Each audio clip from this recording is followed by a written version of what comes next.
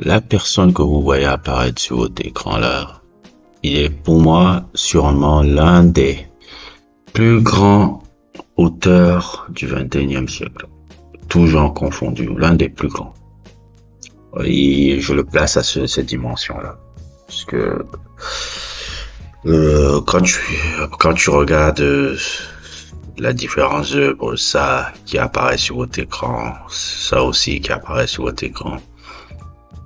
Et le dernier projet, le projet-ci aussi que je vous mets, dont je vais vous parler aujourd'hui, qui est un sujet que je voulais faire depuis très longtemps. Je ne savais pas encore comment l'aborder et tout. Et dernièrement, je me suis dit, ok, je vais regarder l'adaptation animée qui est sortie 2 ans. Et d'ailleurs même, je vais pousser un peu un coup de gueule. Je trouve que c'est un scandale que Netflix n'ait pas fait beaucoup plus de promotion un peu par rapport à ça, parce que euh, j'aimais déjà le manga, mais l'adaptation animée, elle est absolument fabuleuse.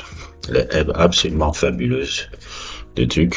Et franchement, Netflix, je sais pas qu'est-ce qui sont vos priorités, mais bon, c'est absolument absurde que ce truc-là va rester. Il est populaire un peu chez les mangaka, mais pour les fans d'anime, il va rester très obscur. Il va vraiment rester très obscur parce que je vois un peu les résultats qu'il a eu sur les trucs des viewers, mais je dis on n'a pas poussé, ils n'ont pas poussé très loin un peu la promotion de cette œuvre-là. Et pour moi, Naoki Urasawa, voilà, est l'une des plus grandes plumes de l'histoire du 21e siècle. Il a une capacité, son écriture, parce que c'est ça qui ressort le plus quand tu regardes ses œuvres. Ses œuvres sont d'une écriture folle. D'une écriture folle. Il a une capacité, puisque lui, il est un peu dans un style qui rappelle un peu bon, c'est un peu le genre que j'aime beaucoup, un mystery, psychological thriller et tout. Il est un peu dans ce style-là, et son style peut ressembler beaucoup à un mix un peu dans son dessin, un mix un peu entre Osamu Tezuka et Katsuri Otomo. Osamu Tezuka, que vous connaissez, qui est un peu le père du manga moderne, le père du manga un peu moderne, et Katsuri Otomo, qui est un peu le maître de l'animation aussi japonaise. Vous connaissez ses œuvres légendaires que sont Akira, ou bien même encore des trucs un peu comme un peu Fireball, un peu plus obscur, un peu comme Fireball.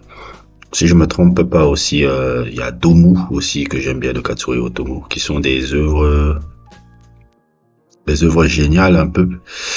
Le truc et le style de dessin de Naoki Urasawa se rapproche beaucoup de ça. D'ailleurs, même mon collaborateur avec qui on avait sorti le manga Oblivion, il est toujours disponible sur Amazon et tout.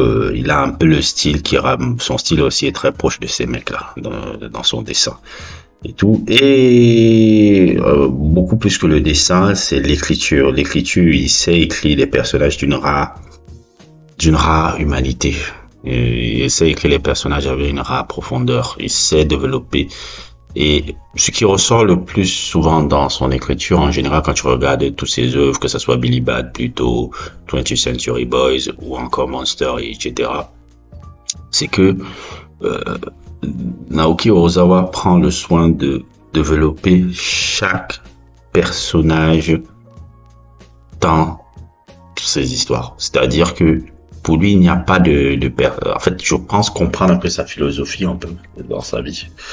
C'est quelqu'un aucun individu n'est insignifiant pour peu qu'on s'intéresse à son histoire.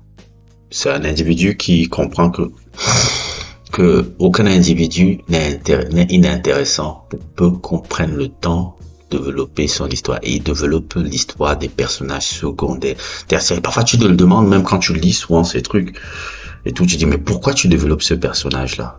Et tout, je vois pas. Après, le personnage qui développe devient passionnant. Tu oublies même que ce n'est même plus le personnage principal.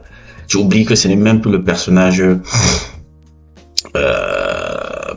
Tu oublies même que ce n'est même pas forcément le personnage principal un peu de l'œuvre que tu es en train de regarder. Tu te dis, wow, où tu vas là? Et après, tu vois comment in the greatest scheme, ça commence à connecter. Il commence à te faire connecter tout.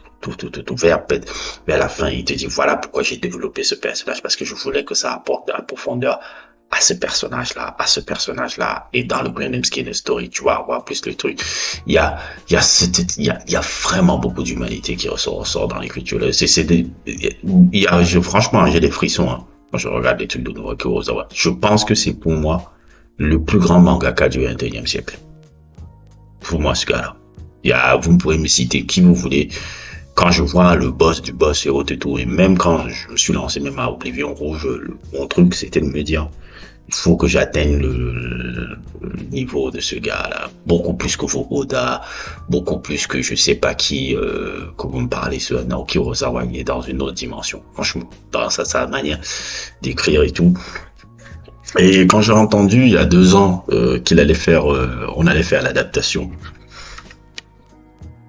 animé de Pluto, je me suis dit wow, ok, voilà des années que j'attends qu'on fasse l'adaptation de ce chef-d'œuvre du manga des années 2000, puisque le manga a commencé en 2003 et après il a fini en 2009 et tout. Et moi qui j'étais fan de ce manga depuis des longues années, je disais j'attends qu'ils fassent un peu une adaptation animée, comme j'attends encore qu'ils fassent l'adaptation animée de 20th Century Boys et qu'ils réussissent cette adaptation là et tout. Et je pense que c'est la même équipe qu'on doit prendre. S'il y a une adaptation qu'on doit faire un peu sur 20th Century Boys et tout, dont j'essaierai de vous faire un sujet aussi un jour. C'est la même équipe qui a travaillé sur l'animation de Pluto. Je crois qu'on doit prendre la même et tout, parce que je crois que cette équipe-là a compris l'essence même des œuvres de Naoki Urasawa, et que comme la manière dont elles l'ont fait dans Pluto, elles peuvent encore le faire magnifiquement bien dans 20th Century Boys. Et quand j'ai entendu ça, il y a 2 ans, en 2023, j'étais un peu sceptique un peu. J'étais content, mais en même temps sceptique, parce que je dis c'est une production Netflix. J'espère que ils vont pas apporter un peu, ils vont laisser un peu carte blanche dans la direction artistique à ces gars-là, et qu'ils vont pas essayer d'américaniser un peu le truc. Ça me faisait peur et tout. Et ça m'a pris 2 ans après de le regarder, parce que je me rappelle, j'ai dit, ah ouais, c'est sorti, mais ça fait pas de buzz. Ça m'a un peu truc, d'où mon problème un peu sur le manque de succès un peu de cet animé-là. Ça a pas fait de buzz. Après, je me suis dit, je vais le regarder cette période de Noël, tout un peu cette période de fête, et je vais un peu le regarder. Et en le regardant, je vais voir un peu comment ils sont trucs. Déjà, ce qui m'a rassuré, c'est que quand il y a 8 épisodes, c'est 8 épisodes de 1 heure, 1 heure, 1 heure. C'est littéralement c'est même pas des épisodes, c'est des épisodes qui sont littéralement des films, puisque c'est vrai que le manga est long. Le manga on couvre une œuvre ici 8 chapitres, et le manga suit vraiment un peu les 8 volumes en fait. Les 8 volumes, je voulais dire.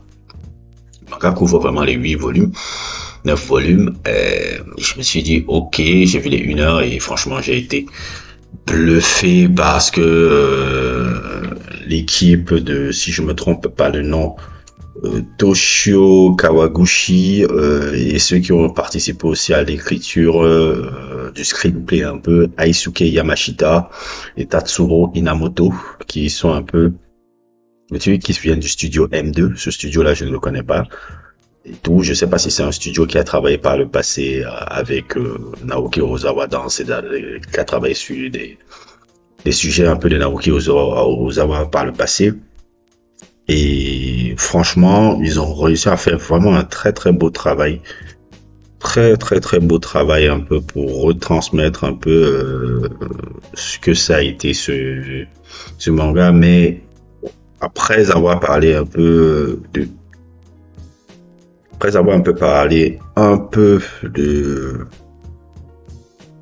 tout ça, qu'est-ce que Pluto? Pluto, c'est quoi? Qui est Pluto? Qu'est-ce que c'est et tout? Qu'est-ce que tu parles? Ouais, nangam, c'est quoi un peu que tu veux parler? Déjà, Plutôt, c'est l'adaptation un des plus grands arcs de l'histoire un peu de l'animation japonaise, l'arc The Greatest Robot on Earth d'Astro Boy. Pour les gens